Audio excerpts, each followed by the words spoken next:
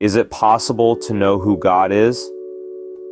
Some people would say you cannot know who God is, that it's impossible for us to know God. With all the competing views of who God is, it is difficult to know which view of God is true. If you mean that it's hard to relationally know God, I'd agree with that too. I mean, I know who the President of the United States is, but it'd be next to impossible for me to have relational knowledge of him.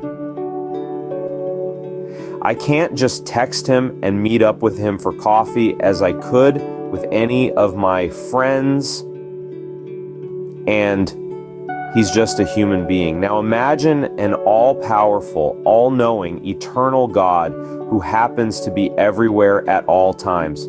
Oh, and he can't be seen. It's impossible for us to know who God is on our own. God is spirit, and in our four-dimensional existence of length, depth, width, and time, there is nothing we can do with our five senses to uncover or discover who God is. However, that doesn't mean God is incapable of revealing himself to us. God is God, and he can do anything he pleases. He has shown himself to us indirectly and directly. God has indirectly revealed himself to us through what he has created. When we look around and observe the universe, we see design, order, complexity, and beauty, all of which point to a creator.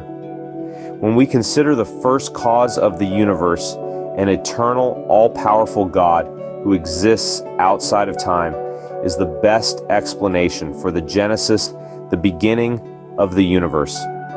Nothing comes from nothing, and life does not come from non-life, as the atheistic model of Darwinism projects. So simply from what he has created, God has made it plain that he exists. But God has also directly revealed himself to us through the person and work of Jesus Christ. In Jesus Christ, the fullness of God dwelled in human flesh, and he proved his divinity through his life, death, and resurrection.